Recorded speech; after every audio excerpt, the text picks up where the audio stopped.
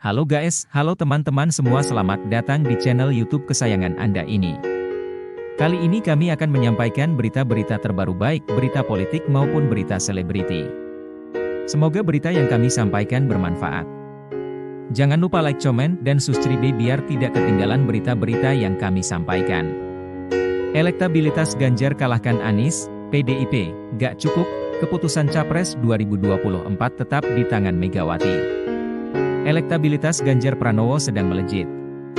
Di beberapa survei, Gubernur Jawa Tengah itu selalu berada di puncak, mengungguli Anies Baswedan dan Prabowo Subianto. Menanggapi hal ini, PDIP slow saja. Hasil survei terbaru yang digelar Center for Political Communication Studies, CPCS, memperlihatkan moncernya nama Ganjar dalam menghadapi Pilpres 2024. Dalam survei ini, elektabilitas kader PDIP itu mencapai 24,1%.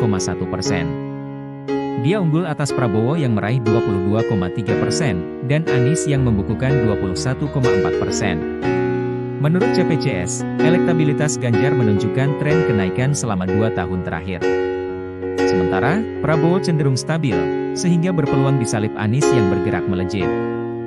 Jika tren survei tersebut bertahan hingga tahun depan, CPCS memprediksi, Ganjar dan Anies akan bersaing ketat, meninggalkan Prabowo.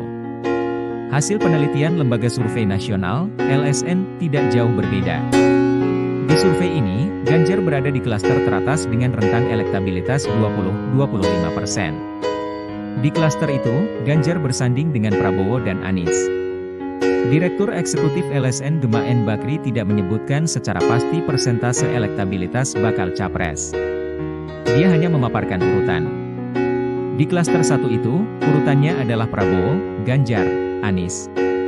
Mengingat selisih elektabilitas antara satu capres dengan capres lain di setiap klaster sangat tipis, kami sengaja tidak menyebutkan angkanya untuk menghindari kesimpulan yang kurang tepat akibat metodologi Calvalaci, kata Direktur Eksekutif LSN Gema N. Bakri, dalam konferensi pers virtual, Jumat, kemarin. Namun, potensi Ganjar yang sangat besar ini tidak membuat PDIP silau. Banteng tetap slow. Banteng patuh menunggu keputusan Ketua Umum PDIP Megawati Soekarnoputri, menentukan capres yang bakal diusung. Sekjen PDIP Hasto Kristianto menerangkan, keputusan PDIP terkait capres tak hanya mempertimbangkan faktor elektabilitas semata. Ia menekankan, capres dari PDIP harus memiliki karakter dan rekam jejak yang baik. Kalau dari PDIP jelas, keputusan tidak hanya didasarkan pada aspek elektoral. Keputusan didasarkan pada karakter pemimpin, kinerja pemimpin, rekam jejak pemimpin, ujar Hasto, di Yogyakarta, kemarin. Selain itu, Hasto menyebut, capres PDIP harus dapat menyatukan diri dengan rakyat. Dia lalu menekankan, capres dari Banteng merupakan hak prerogatif Megawati, yang telah diberikan mandat oleh Kongres. Ibu Megalah yang nanti akan memutuskan siapa yang akan dicalonkan oleh PDIP, lanjut Hasto. Mengenai waktu deklarasi capres PDIP, Hasto bilang, menunggu momentum yang baik.